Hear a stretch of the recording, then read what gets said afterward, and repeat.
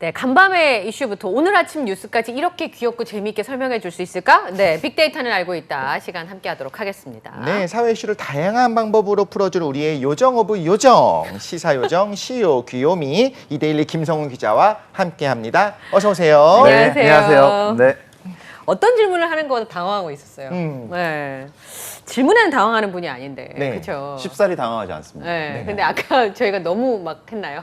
아, 괜찮습니다. 네, 이제 익숙해질 단계도 됐죠. 근데 제일 처음에는 정말로 당황하는 게 없더라고요. 그냥 네. 한 귀로 듣고 흘리세요, 혹시? 아, 그게 아니라 네. 제가 표정 변화가 잘 없어가지고 어. 최대한 뭐 침착하자. 네. 약간 이런 게 좀 인생 모토여가지고 어. 쉽사리 흔들리거나 긴장하지 않습니다. 그런 분들은 직업군인이 딱 직업인데 표정 변화 잘 없으신 어떤 분들. 직업군? 네, 그러니까 직업군인. 아, 헤어스타일도 그렇진 그렇고. 않은데. 네. 딱히 그렇진 않고 그냥 제가 어릴 때부터 그랬던 것 같아요. 아, 진짜요? 네, 뭐 크게 막 긴장하거나 크게 떨리거나 이런 거 없이 강심장도 아니지만 네. 네. 또 그런 부분이 있어가지고 또 지금 방송도 잘 하고 있는 거 아니겠습니까? 오. 네. 오, 당황하지 않는군요. 우리는 교체가 돼도 여긴 교체가 안 될 거야. 그럴 것 같아서 조금 이제 견제를 들어가야 될 그래야 것 될것 같은 같아요. 느낌이 예. 듭니다. 네, 오늘의 빅데이터 어떤 이야기를 가지고 오셨는지 한번 하나씩 만나볼까요? 자, 오늘 세 가지 키워드 보여주십시오. 숫자, 키워드, 숫자. 네, 오늘 준비한 키워드 첫 번째는 1조 3천억 원 준비를 해봤습니다. 저는 저만한 돈을 본 적이 없습니다. 저도 본 적은 없습니다. 예, 네. 엄청 큰 돈이라는 것만 알고 그쵸. 있고. 네. 네, 이게 사실은 뉴스에서는 뭐 10조, 100조 얘기 많이 나오는데 1조 뭐 저희 본 적도 없을 만큼 천문학적인 금액이잖아요.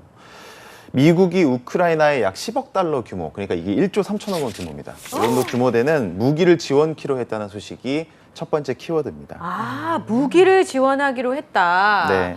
야, 너무 잘 그러니까. 알고 계시겠지만 지금 네. 러시아 우크라이나 전쟁이 지금 계속 진행 중이잖아요. 네. 우크라이나 동부 지역 전세가 지금 러시아가 약간 우세하다 이런 네. 얘기가 나오고 있는 가운데 미국이 대규모 지원에 나섰다. 지금 이런 소식이 어제 많이 나왔습니다. 네. 어떤 내용들을 지원하게 되는 건가요? 일단은 이번이 미국이 단일 무기 지원으로는 가장 큰 규모라고 해서 화제가 됐고요. 국방부 보도 자료에 따르면 10억 달러 가운데 3억 5천만 달러 정도는 미 대통령 직권으로 처리가 되고 아. 6억 5천만 달러 규모는요. 우크라이나 안보 지원 이니셔티브 펀드라는 게 있어요. 거기를 통해 지원이 되는 거라고 하고요. 무기 종류를 간략히 설명을 드리면 150mm 곡사포 18문 하고요. 포만 3만 6천 발 이렇게 되고요. 곡사포 견인용 전술 차량 18대, 트럭 탑재용 다연장 로켓 발사 이런 것들이 지금 포함이 되어 있습니다. 그 독실님 들어도 무슨 말인지 모르겠는데 시리님께 설명 좀 해주세요. 저 아. 무기가 뭐 어떤 걸 말하는 거예요? 그럼 곡사포는 말 그대로 이제 직사로 직접 보고 쏘는 게 아니라 곡사로 날아가는 이렇게 날아가는. 네네, 네. 그런 포와 포탄을 지금 지원을 하고 다연장 로켓 발사 시스템이라고 하는 게 트럭 탑재용이잖아요. 우리가 예전에 영화에서 신기전 같은 걸 보게 되면 아. 여러 발을 하나 쏘는 게 아니라 후두두두두 하고 날아가서 네. 이제 범위 공격을 하게 되잖아요. 아, 그건 정확하게 쏜다기보다 그냥 네. 양으로 승부하는 거죠. 그런데 지금 이제 정확하게도 하고 한 번에 한 발씩 쏘는 것이 아니라 그 주변을 초토화를 시킬 수 있는 거죠. 오. 그런데 이게 굉장히 크거든요. 근데 이제 트럭에 탑재할 수 있게 만들면서 좀 작게 만들었어요. 그래서 이런 시스템들을 이제 지원을 하는데 저는 오히려 보면서 느낀 게 정말 비싸구나 무기가. 왜냐하면 생각보다 많지 않아요. 18문에다가 네. 그리고 뭐 다연장 로켓 발사 시스템 원래 비싸긴 하지만 1조 3천억이라고 하면 어마어마한 양 물량을 제공할 것 같은데 그거보다는 좀 생각보다 많지 않구나. 그럼 우리가 모르는 이면에 뭐 딴 것들도 좀 있을 수는 있겠죠. 네, 말씀하신 대로 생필품 되게 또 중요하잖아요. 중요하죠, 네, 지금은. 생필품을 2,900억 원 이번에 또 지원하기로 했다고 중요하죠. 합니다. 그래서 지금 미국이 우크라이나에 지원한 총 지원 금액이 7조 2천억 원 규모라고 합니다. 누적 금액이요. 네. 예. 네. 그러니까 사실 젤렌스키 대통령은 계속 인력을 지원해달라, 병력을 지원해달라는 요청을 계속 하고 있거든요. 네. 제가 전문가분한테 여쭤봤더니 무기를 지원해주는 건 지금 어떻게 보면 이 배고픈 사람한테 씨앗을 주는 거랑 똑같다는 거예요. 지금 당장 빵이 필요한데 현재 우크라이나에는 저 무기들을 운용할 만한 병력이 모자란 상황이래요. 그래서 네. 계속 사람을 지원해달라고 하는데 만약에 미국이 우크라이나의 병력을 파병했다. 이제 그러면 세계대전으로 가는 상황이 되기 때문에 간섭은 하되 발은 담그고 싶지 않은 네. EU와 그리고 세계의 그 열강들의 모습을 좀 볼 수 있는 게 아닌가 싶은데 근데 우리나라는 입장이 뭐예요? 그러니까 우크라이나의 저 상황에 대해서 안타깝게 생각은 한다. 그러지만 우리한테도 지원해달라고 젤렌스키 대통령이 그랬던 것 같은데. 네, 실제로 뭐 이제 국제 정세적으로 봤을 때 지금 우리나라를 비롯해서 서방 국가들도 되게 신중한 자세를 그럴 보이고 수밖에 있거든요. 그렇죠. 계속 지원을 하자니 우리나라 사정이 좀 어려울 것 같고 맞아요. 그렇다고 지원을 안 하자니 뭐 러시아의 득세를 또 지켜봐야 되는 상황이 있을 수 있어서 여러모로 지금 좀 골치 아픈 상황이라고 볼 수 있을 것 같습니다. 네. 실제로 지금 서방 국가 사이에서는 코로나 대유행에다가 네. 인플레이션, 고유가 지금 나라 곳간이 난리가 났는데 이 전쟁까지 걱정을 해야 돼? 이런 지금 의견들이 속속 나오고 있다고 해요. 아. 그래서 지금 실제로 프랑스 에메뉴엘 마크롱 대통령 같은 경우에는 네. 전쟁 종식을 위해 이쯤 되면 러시아랑 본격적으로 협상에 나서야 되는 것 아니냐라는 멘트를 공식적으로 하기도 했습니다. 지금 마크롱 대통령도 지지율이 높지 않은 상황이잖아요. 그리고 이제 그런 상황에서 연료비가 엄청 많이 올랐더라고 이유 같은 경우는 그렇죠, 이제 그렇죠. 그러다 보니까 빨리 이거를 마무리 짓고 지금 이제 에너지나 겨울이 오기 전에 어떻게 해결을 보고 싶은 그런 마음인 것 같은데 사실 멀리 있는 명분보다 지금 내 앞에 있는 실리가 훨씬 더 중요한 국제 정치는 어쩔 수 없는 것 같아요. 그렇죠. 예. 거기다가 하지만 이번 전쟁이 좀 굉장히 위험하기도 하고 많이 생각하고 있는 것이 앞으로의 어떤 패권 전쟁이 되는 거잖아요. 맞아요. 이 지금 중국 같은 경우에도 앞으로 이제 미국과의 패권 다툼을 할 때 이 전쟁의 향방을 계속 지켜보는 부분이 있기 때문에 우리 입장에서는 또 하필이면 우린 중국 바로 옆에 있고 러시아랑 관계가 굉장히 좋은 나라 중에 하나였거든요. 그러다 보니까 지금 도대체 어떻게 해야 되나 조금 망설이는 부분이 좀 있지 않나라는 생각이 들기도 합니다. 네, 말씀하신 것처럼 규모가 너무 크니까 지원을 한다는 게. 사실은 이게 좀 정치적으로도 해석을 해볼 수 있는 게 앞서 네. 말씀해 주셨지만 현재 지금 바이든 미국 대통령 지지율이 취임 이래 최저치 트럼프보다 못하다면서요. 네. 40.1%라고 합니다. 그러니까 바이든 대통령 입장에서 어느 정도 좀 정치적 돌파구가 필요한 상황이잖아요. 네. 이런 거에 대한 좀 도구 내지는 수단으로 좀 활용되는 게 아닌가라는 좀 우려 섞인 시각도 좀 없진 않거든요. 네. 그래서 좀 전쟁 자체가 워낙 또 위험하고 전 세계에 미치는 영향이나 파급이 크기 때문에 모든 걸 좀 내려놓고 대화나 타협 내지는 이렇게 너무 물량전이나 뭐 국지적으로 전쟁을 일으키는 것보다는 대화나 타협으로 좀 상황을 해결할 수 해결할 있는. 수 있는 게 가장 좀 중요하지 않나 이런 생각이 듭니다. 네, 러시아가 찜! 내 거! 이렇게 배째! 이렇게 하면 네. 네 거 되는 거야? 이렇게 만들지 않기 위해서 전 세계에서 러시아를 견제하고 있기는 하지만 각 나라마다 네. 다 선거를 치러야 되는 민주주의 맞습니다. 국가에서는 굉장히 어려운 측면이 있지 않나. 거기다가 그런 생각이 참 듭니다. 이게 불편한 진실이지만 결국엔 이렇게 계속 무기 지원을 한다는 거 그리고 자금 지원만 한다는 거는 결국엔 대리전 아니냐 이런 이야기까지 아, 맞아요. 나오고 있잖아요. 그런 면에서 보면 가슴 아프면서 이제 역사가 심판할 것이기 때문에 우리가 계속 또 관심을 갖고 지켜볼 필요가 있는 것 같습니다. 자, 다음 소식을 좀 보도록 하겠습니다. 많은 분들이 관심 갖고 있는 소식이죠. BTS 헬체설 일축 소식 가지고 왔습니다. 네, 일주. 어제하고 오늘하고 이렇게 말 바꾸길 것 같은 느낌이. 근데 또 사정을 잘 찾아보면 또 이해가 되는 부분도 있고 그리고 어느 정도 예견된 부분도 있어가지고 네. 이번 기회 통해서 한번 또 설명을 드릴까 하는데 네.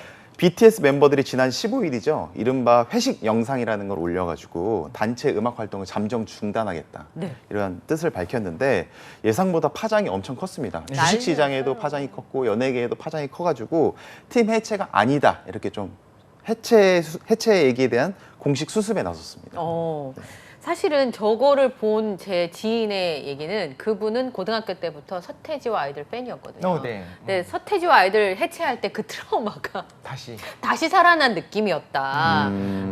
그런 얘기들을 많이 해요. 전 세계 아미가 울면서 그랬다면서요. 그래도 BTS가 우리한테 해주었던 거 우린 다 기억하고 있다. 뭐 이런 오. 얘기들이 나왔다고 하더라고요. 근데 네. 그 서태지 아이들 해체 인터뷰를 할 때 저도 어릴 때 봤던 기억이 있는데 네. 그때 이제 막 방송사들 모아놓고 기자회견 형태로 처음이었어요. 예, 막 굿바이라는 앨범도 내고 막 그랬었거든요. 맞아요. 근데 참 유튜브로 해체 소식을 뭐 우리의 활동 잠정 중단 소식을 알린다는 게 세상이 많이 변했구나 이런 생각도 좀 갑자기 들더라고요. 네, 맞아요. 예. 어쨌든 이 해체 소식이 너무 우려가 커지니까 직접 멤버들이 팬 커뮤니티에 우리 해체 아닙니다. 우리는 영원합니다. 이런 멘트들을 좀 공식적으로 올리면서 일단 좀 분위기 수습에 나선 상황이고요. 네. 팀의 막내인 정국도 라이브 방송을 통해서 우리가 해체한다고 한 적이 없고 우리는 팬과 영원히 함께 할 것이다. 이렇게 복수의 입장을 전하면서 계속 분위기 지금 수습에 나선 상황입니다. 예.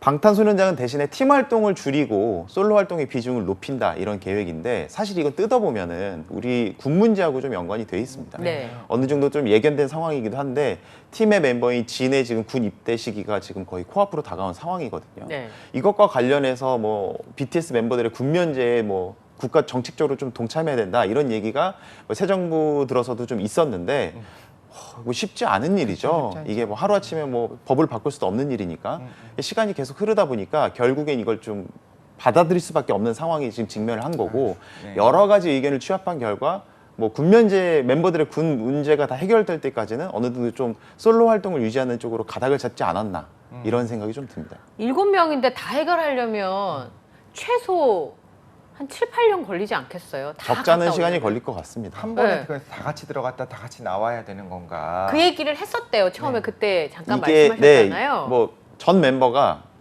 같은 시기에 입대를 해서 네. 제대로 하면은 이제 광고 그 활동 시기를 딱 맞출 수가 있잖아요. 그 2년으로 어쨌든 최소화 할 수 있으니까. 요즘에 1년 반이니까 네. 더 줄일 수 있죠. 근데 멤버들 나이대도 워낙 다르고 그리고 각자 생각하는 바도 다르고 각자 처한 입장도 다르다 보니까 그렇죠. 그런 부분에 대해서는 사실 의견 합의를 보기가 쉽지도 않을 뿐더러 공식적으로 소속사에서도 그런 계획은 없다 이렇게 좀 못 박은 상황입니다. 네.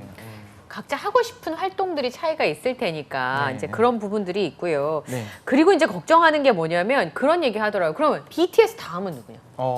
BTS 다음은 누가 될 것이냐? 뭐 지금 블랙핑크 정도는 전 세계적으로 알려진 아이돌이라고 할 수 있을 텐데 그 다음은 누가 될 수 있을까? 각 그 국가들마다 또 인기 있는 아이돌들이 다르더라고요. 그렇죠. 네네네네. 예. 지금 BTS 워낙 또 인기가 절대적이고 글로벌적으로도 폭넓은 인기를 얻고 있기 때문에 BTS 다음에 어느 그룹이 나올 것인가에 대한 좀 걱정, 우려 섞인 시각도 네. 있긴 한데 일단은 지금 BTS 활동이 뭐 완전체 활동이 조금 미뤄지더라도 여러 가지 사업적으로 플랫폼을 다 만들어 놨습니다. 플랫폼이요? 네, 뭐 대표적으로 지금 NFT 사업, 대체 불가 토큰 아. 사업도 진행을 하고 있고요. 예. 지적 재산권을 활용한 게임이라던가 웹소설이라던가 네. 뭐 애니메이션이라던가 영화, 웹 예능 여러 네. 가지 지금 만들어 놓고 뭐 단독 솔로 활동에 들어갈 것으로 좀 보여주고 있기 때문에 약간 좀 파이프라인이라고 하거든요. 수익 창출 구간을 어느 정도 좀 만들어 놓고 네. 진행을 하겠다 이런 계획이긴 한데 앞서 말씀하신 대로 차기 BTS를 어떻게 만들어내느냐에 대한 고민은 중장기적으로 할 필요가 있지 않을까 네. 이런 생각도 좀 듭니다. 예전에 H.O.T가 한창 인기가 있을 때 네. 그때 웹소설이라고 하긴 그렇지만 이 전자통신에서 그 아이돌들을 팬픽이라고 네, 하잖아요. 맞습니다. 팬이 아이돌을 주인공으로 이제 소설을 써가지고 굉장히 인기가 있었던 적이 있었는데 네. 이게 아까 말한 웹소설을 그냥 그게 아주 상품으로 등장을 한다고 하니까 맞습니다. 지금도 굉장히 그렇죠. 새롭네요. 실제로 그 팬픽. BTS 네. 소속사에서 여러 가지 팬 커뮤니티 플랫폼을 직접 만들기도 했어요. 맞아요. 네, 위버스라는 플랫폼인데 여기에 뭐 하루 뭐 방문자들이 글로벌적으로 몇백만 명이 된다고 하고 네이버에 뭐 V 라이브 서비스하고 통합해서 서비스 런칭을 한다는 얘기도 있고 해서 여러 가지 좀 사업적으로는 지금 뭐 폭넓게 진행이 되고 있습니다. 근데 뭐 중요한 건 멤버들이 네. 전체적으로 활동을 해야 좀 시너지도 나고 하는 거니까 그렇죠. 그런 부분에 대해서도 좀 소속사도 지금 고민이 많지 않을까 그런 그렇죠. 생각이 들어요. 근데 전자통신이라고 말씀하시니까 참 유니텔, 네, 옛날 느낌이 나요. 하이텔, 하이텔. 호텔, 캐텔, 네, 천리안. 나우누리 이런 네. 것들이 생각이 나기도 합니다. 지금 시청자분들은 이게 무슨 얘기를 하는 걸까 싶으실 네. 때 옛날에 있으실 레트로 텐데. 느낌이에요, 시청자 여러분. 네, AT&T 0140 생각이 나기도 합니다. 버디버디 뭐 이런 거 기억하시잖아요. 버디버디. 네. 모였었죠. 네. 이러다 싸이월드까지 가겠습니다. 네. 예. 죄송합니다. 자, BTS의 최소. 근데 어떤 분이 이런 지적을 하시더라고요. 방탄소년단이 계속 소년으로 있을 수는 없다는 거예요. 아. 그러니까 가사를 쓰려면 현실의 그 뭐라 그럴까 생활의 경험들이 있어야 되는데 네네. 계속 무대에만 있었기 때문에 이제 20대, 30대의 남성들이나 청년들이 겪어야 할 고민들을 지금 겪어보는 게 새로운 음악 세계를 만드는데도 충분히 도움이 될 거다. 정말 그러시더라고요. 맞는 말인 것 같아요. 네. 세계가 확장되고 그때 네. 좀 자신들의 경험을 담아서 진정 우리 같은 시대를 살았던 우리를 위로해주는 방탄중년단으로 또 돌아올 수도 있지 않을까 한번 기대를 해볼 수 있을 것 같습니다. 예, 알겠습니다. 마지막 키워드 좀 설명을 해주실까요? 95%? 네, 95% 준비를 해봤습니다. 얼마 전에 대한민국 국민의 코로나19 항체 양성률이 95%에 육박한다는 조사 결과가 있었는데 그럼 우린 다 괜찮아지는 거예요, 이제? 80%만 넘으면 뭐 집단 집단 면역이 면역이라면서요. 된다. 네. 근데 여기서 끝이 아닙니다. 방역 당국이 코로나19 백신 접종과 자연 감염 여부에 따라서 상황이 달라질 수 있으므로 네. 집단 면역이라고 보기는 어렵다라는 좀 발표가 있어서 이 부분 가지고 와봤습니다. 무슨 말이에요? 그게 95%가 항체를 가지고 있으면 우리 괜찮은 거 아니지? 마스크 벗어도 되지 않나? 뭐 이런 생각이 드는데. 네. 실제로 지금 실외에서는 마스크를 벗고 다녀도 벗잖아요. 되는 예. 상황인데 질병관리청에서 브리핑을 했는데 코로나19가 지속적으로 변이되는 상황이기 때문에 집단 구성원의 90% 이상이 항체를 형성하고 있다고 해도 집단 면역이라고 딱 단정 짓기는 어렵다. 네. 이렇게 지금 설명을 했고요. 95% 이상 항체를 하면은 앞서 말씀하신 대로 우리 괜찮은 거 아니야? 너무 들뜨잖아요. 불금인데. 그렇죠. 예, 지금 우리 마스크 벗고 갈 데가 얼마나 많습니까? 하지만 아직까지는 조심해야 된다라는 시그널을 좀 이해하시면 좋을 것 같습니다. 네. 어떻게 이해해야 되는 거예요, 독실님? 그러니까요. 네. 지금 이렇게 무리가 있다라고 하는 거는 그냥 신중한 것도 있겠지만 계속 지속적인 변이와 뭐 새로운 원숭이 도착 뭐 여러 가지가 있기 때문에 좀 이런 이야기들이 같이 나오는 거겠죠. 그러니까 이게 면역이 이렇게 저희가 감염을 막기 위해서 백신 접종을 해도 석 달밖에 주로 안 가고 그 다음에 실제로 감염이 됐다 나아서 생기는 항체도 석 달이 지나면 그 면역력이 감소한다면서요. 많이 줄어드니까. 예. 네. 그렇기 때문에 뭐 백신도 추가로 고령층이나 취약계층에 있으신 분들은 맞으셔야 된다라는 것이고 네. 그다음에 마스크도 실내에서 벗기는 아직까지는 위험하다 이런 신호가 아닐까 싶은 생각이 듭니다. 그리고 이 아까 설명드렸던 것처럼 변이라는 거에 대해 주의를 하실 필요가 그러니까요. 있는 게 A라는 뭐 코로나 바이러스에 걸려서 네. 완치를 해도 새로운 변이 바이러스가 만약에 국내에 들어온다거나 하면은 다시 또 똑같은 문제가 발생할 수 있기 때문에 네. 그런 부분에 대해서 좀 우리가 우려하고 조심해야 된다 이런 취지로 이해하시면 좋을 것 같아요. 무슨 변이가 그렇게 잘 생기는 거예요. 그러니까요. 네. 코로나 바이러스의 좀 특징 중에 하나이기도 한데 네. 뭐 RNA 바이러스니까 워낙에 좀 많이 생기기도 하지만 문제는 이렇게 변이가 발생할 때마다 진짜 전문가들의 의견이 좀 다 달라요. 이제는 관리가 가능한 형태가 되었으니까 어느 정도 풀어줄 필요가 있다. 그렇기 때문에 지금 실외에서 이제 마스크를 강제하지 않는 거기도 하고 네. 유럽이라든가 이런 나라들은 좀 풀어주기 시작했잖아요. 그렇지만 어쨌든 간에 조심하자라는 그 취지까지는 우리 온 국민이 같이 같은 마음으로 좀 같이 가야 되지 않을까라는 생각이 들기도 합니다. 관련해서 마지막으로 요거 잠깐 말씀드리고 지나가면 좋을 것 같은 게 네. 싸이가 어제 연관 검색어로 아주 뜨거웠습니다. 싸이요. 네, 코로나 왜냐하면 바이러스랑 싸이랑 뭔 상관이래요? 싸이가 매년 이제 여는 정례 콘서트 흠뻑쇼라고 있는데 물 예, 뿌리는 그거 물을 말하는 거죠? 300ton을 뿌린다고 합니다. 그러면은 뭐 흠뻑 젖는 거죠. 네. 실제로 저도 다녀온 적이 있었는데 네, 재밌었어요? 재밌습니다. 어. 네, 좀 스태미너가 필요합니다. 체력이 좀 필요하기 그것 때문에 때문에 푹 운동하신다는 주무시고 얘기가 예, 있던데. 푹 주무시고 가시면 더 재밌게 즐길 수 있다. 네. 라는 뭐 말씀드리고 싶고 네. 이 언론 브리핑에서 이런 질문이 있었어요. 흠뻑쇼에서 물을 그렇게 뿌리는데 마스크 쓰고 있는 졌잖아요. 거 상관이 문제 있는 거 아닙니까? 이런 질문이 있었는데 많은 사람이 밀집하는 것 자체로 감염성 위험력이 일단 높고 네. 젖은 마스크를 쓰게 되면 세균 번식 위험이 높고 습기가 많기 때문에 그렇죠. 특별히 조심해야 된다. 그래서 싸이 흠뻑쇼가 마스크 젖는 것과 연계가 돼가지고 어제 엄청 기사가 많이 나왔었어요. 아, 그리고 싸이 흠뻑쇼에서 물 300톤 뿌리는 것 때문에 이 가뭄에 물 뿌린다고. 네, 맞습니다. 그러네요. 네, 그 물을 기부하라고. 네네네. 네, 그런 얘기도 있더라고요. 한편으로 생각을 해보면 뭐 방역 당국에서 직접적으로 거론을 하기도 했고 뭐 SNS 상에서도 얘기가 나오긴 했는데 저는 생각이 이거 바이럴로 엄청 마케팅으로 너무 좋다. 오히려, 예. 네. 흠뻑쇼를 몰랐던 분들도 이번 기회를 통해 알게 되지 다 알게 않았을까. 됐잖아요. 예. 네. 나도 한번 흠뻑 젖어보고 싶다. 네. 이런 생각 하실 수도 있을 것 같아요. 그렇지. 그 흠뻑쇼에서 마스크 써도 되냐고 물은 기자가 혹시 김성훈 기자인가요? 아닙니다. 예, 저는 방역 당국 출입이 아니고 예. 예, 다른 기자분께서 여쭤보신 걸로 알고 있는데 그분도 아마 다녀오신 게 아닐까라는 생각이 좀 네. 들었어요. 그러니까요. 네. 일단은 그렇지만 젖은 마스크는 교체하는 걸로. 왜냐하면 일단 호흡 자체가 불편하기도 하고요. 네. 그러니까 과거에 좀 많이 적용이 됐었는데 마스크의 그 필터 자체도 정전기로 원래 이제 끌어들이는 거예요. 그러다 보니까 젖게 되면 정전기 자체가 안 일어나잖아요. 그러니까 그러네요. 그냥 뭔가 차단해주는 효과는 있지만 호흡도 불편하고 그 자리에 가면 그냥 젖으면서 아 시원하다 가만히 있는 게 아니라 뭔가 이게 좀 액티비티하게 그럼요. 그죠, 뛰어야죠. 뛰어야죠. 네. 그럴 때 뛰어야죠. 너무 불편하니까 한 나도 세네 시간 모르게 이제 뜁니다. 네. 벗을 수도 있고 좀 불편해지거든요. 그러니까 어느 정도 젖었다 싶으면 또 교체할 수 있는 마스크를 계속 준비해 가야겠네요. 맞습니다. 네, 흠뻑쇼를 대비해서 마스크를 최소한 복수의 마스크를 준비를 해가서 젖을 때마다 갈아 끼우는 게 가장 현명한 방법이 아닐까. 현재로서는. 네. 네. 이런 뉴스를 해줄 수 있는 데는 투데이 잡스 3.0밖에 없어요. 마치 다녀오신 안내를 분이 해주는 그죠? 것 같아요. 네. 과거 흠뻑쇼 경험이 있기 가려면, 때문에. 네. 혹시 흠뻑쇼 관계자가 우리 프로그램을 보지 않을까 네. 이런 생각이 좀 들기도 하네요. 예.